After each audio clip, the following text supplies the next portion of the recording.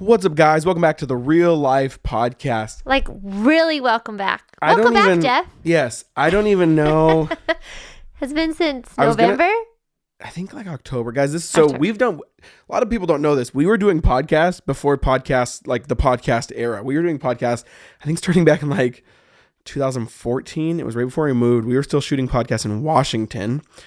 And what's crazy is, I think this is the longest break we've ever taken. So it's just crazy. I mean, it's like half a year almost, you know, if you add it, that's like 6 months almost. So thank you guys. So many of you have written in and DM'd and said like, you know, like, where are you? Where are you guys? Or it's been long enough where people just thought we like quit, and people started referring to our podcast in the past tense. People started writing and saying like, oh yeah, they used to have a podcast. It's like, oh man, you know, it's been a long time. Couple of things, guys. I was going to say we're literally shaking off the dust. I mean, metaphorically, but we actually literally are too. Like, I'm looking at, if you're watching this on video on YouTube, I'm looking at our like mic stands, guys, and we haven't touched these. Like, I haven't come in here and messed with them since October. So like, they are dusty, bro. Like, I was about to say bro, but it is just so like, this is crazy. So here's what we're going to do, guys. This week and next week, we're going to ease back into it. We're not going to get all cray like we, 45-minute deep dive idea stuff like we usually do. We got to ease into it. Give us 15, 20 minutes so that you can start getting used to us being in your day again, and yeah, we're just going to chat a little bit, and then we'll bring back, kind of ramp back up. But we missed you guys. One thing I will say, if you haven't been watching Instagram or whatever, yeah, I mean, just life. I wouldn't say life has been crazy, but you probably say life's been crazy. It's been crazy. What I would say is, yeah. So, I mean, guys, we're remodeling a house. We, for those who don't know, we bought a 2-acre kind of pseudo farm, upcountry Maui, which means like not what people think of when they think of Maui. Like, it's got like eucalyptus trees and there's animals all over. It's not like the beach. It's so funny because my friends were like, why do they call it that we don't live here? They're like, why do they call it upcountry? I'm like, well, it's upcountry. And so we drove up there. They get out of the car. They're like, oh, it's upcountry. Exactly. Like it's country land on the mountain. Yeah. It's a weird phrase that just is in Maui where like that whole area on the mountain is just called upcountry. So when someone says like, where do you live? You say upcountry, and like, oh, okay. And there's a couple of different towns up there, but it's really funny. So yeah, so we're upcountry. We don't live there yet. We'll move there in like summer. But if you don't follow us, we bought a 2-acre place with the hopes of remodeling it, renovating it, and getting a bed and breakfast permit. And we're really, really excited to hopefully chase some of our big dreams, expensive, risky dreams, but really excited. In partnership with our friends John and Jean, OQ Farms, that over in Vermont. Just a lot of cool stuff going, guys. But essentially trying to create the same thing that we've seen them do in Vermont with a really special, cool piece of land and piece of land in Maui. That's like a place where people can come and rest, a place where people can come get awesome hospitality, a place where sometimes we'll gather people for like little events and stuff like that. So we're very excited. So stay tuned. Maybe like end of summer, early fall is when we might start talking about it more, in the sense of like, you can probably like read more, plan around it more, schedule if you want to come visit. But we're still just, I wouldn't even say knee deep, head deep, like top of my hair deep. Like we're buried in remodel and just all the stuff. So keep up with us on Instagram. That's where we're sharing a lot of that stuff there. But we're back. So yeah, 15 minutes or so. Let's just chat. What's on your heart, babe? How have you been the last 6 months? Has anything changed since our last episode in your life? That's a weighty question, because pretty much everything has changed. Yeah. It's been a crazy season. With the remodel, our rhythm has changed a lot, because now Jeff is going up there most days to work on it.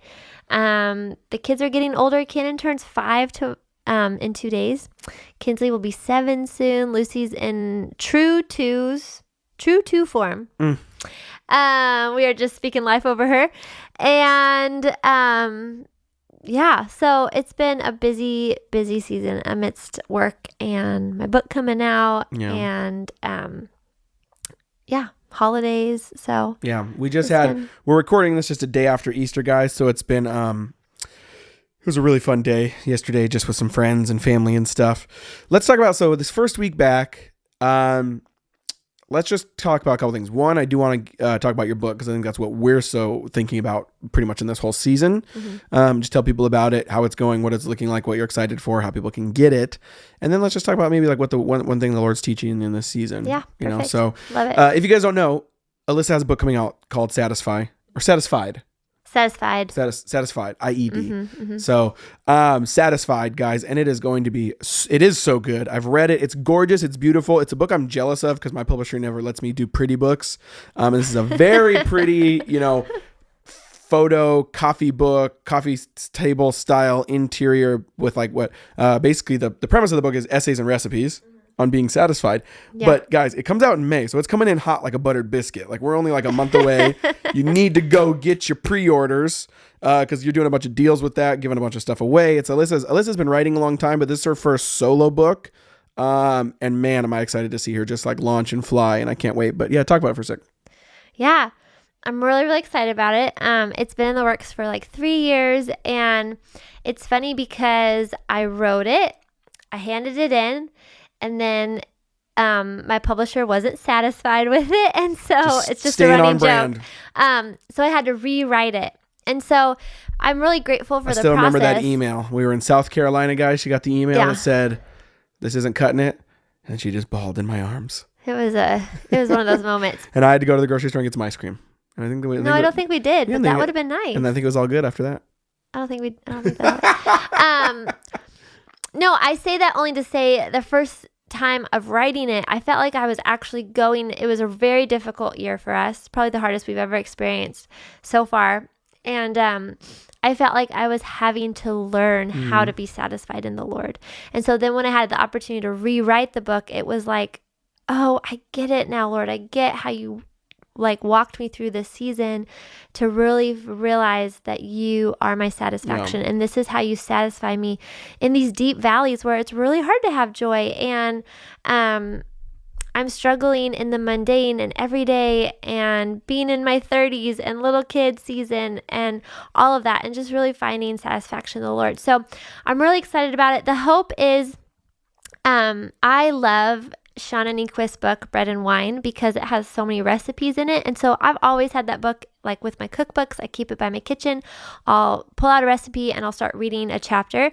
And so my hope with this book is with the recipes that you'll keep it close, whether it's on your coffee table or in your kitchen, and be able to pull out a recipe and read a chapter and just remind yourself of, oh, this is how the Lord meets me today in this season.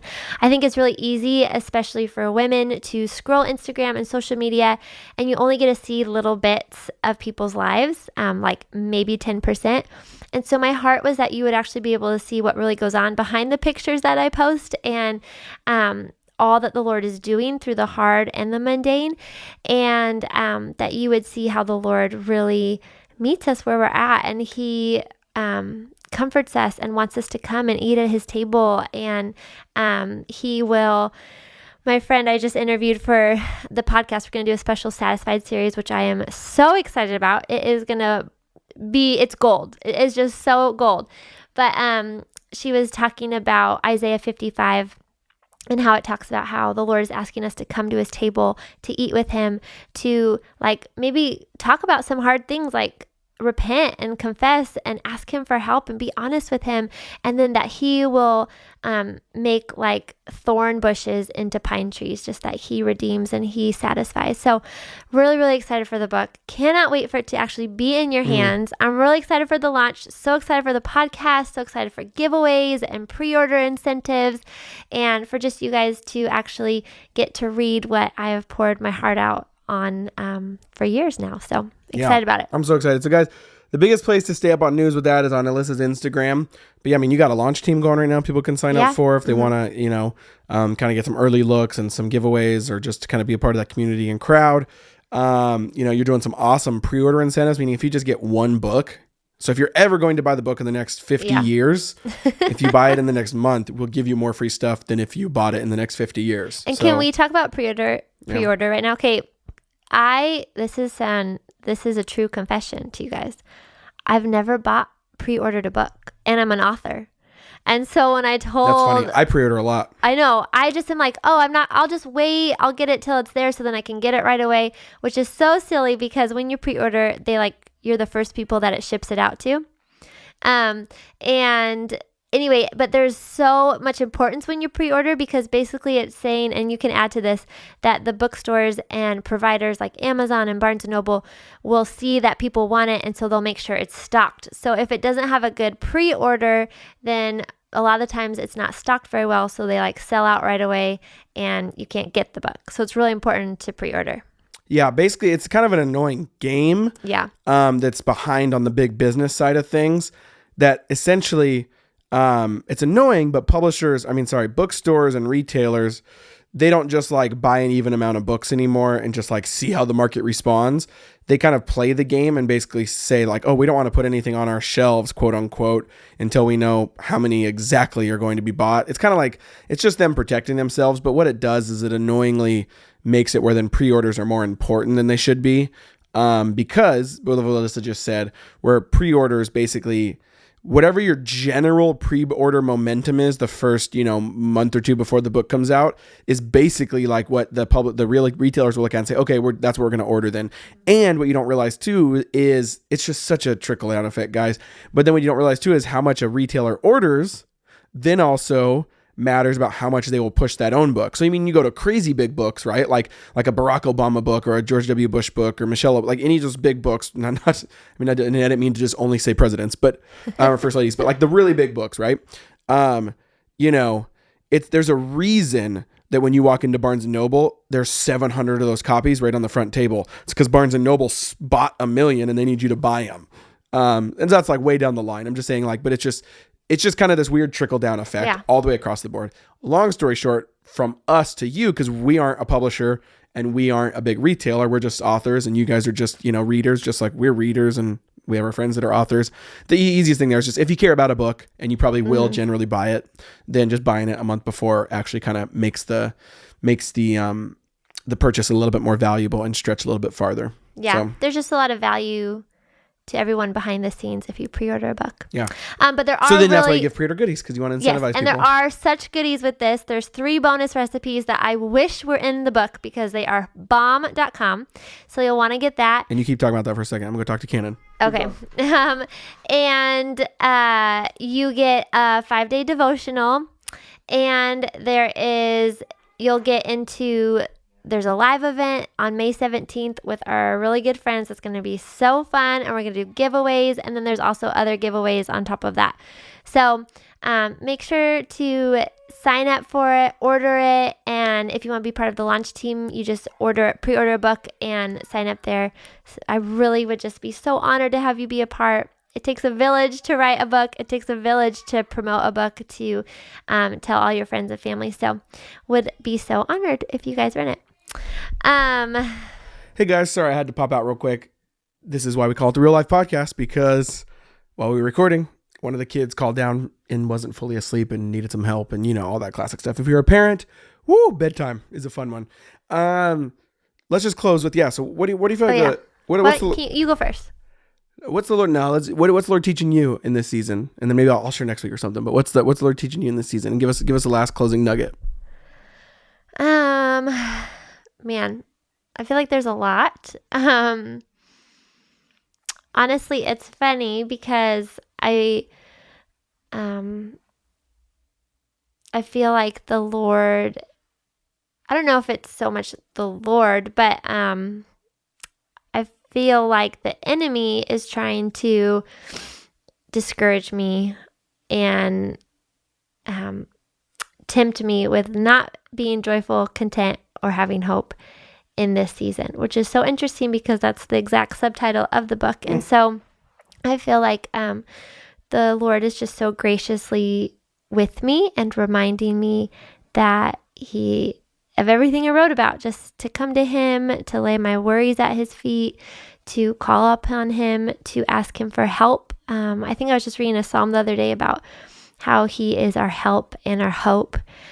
And so just really, I feel like I'm having to spend more time on my knees, just crying out to him and praying. And I've been thinking too lately about how my friend Elisa Keaton was just talking about contentment, and how like that is such a character trait that we as women and everyone in the body, but should long to have as believers in Christ. And I think that's something that I still am constantly having to go to the Lord and ask him for and do battle with, and to be reminded that I have everything I need in him, and so I can be content. And the seasons that we're in, whether it's just, life is just the normal everyday, or it's just difficult seasons, whether it's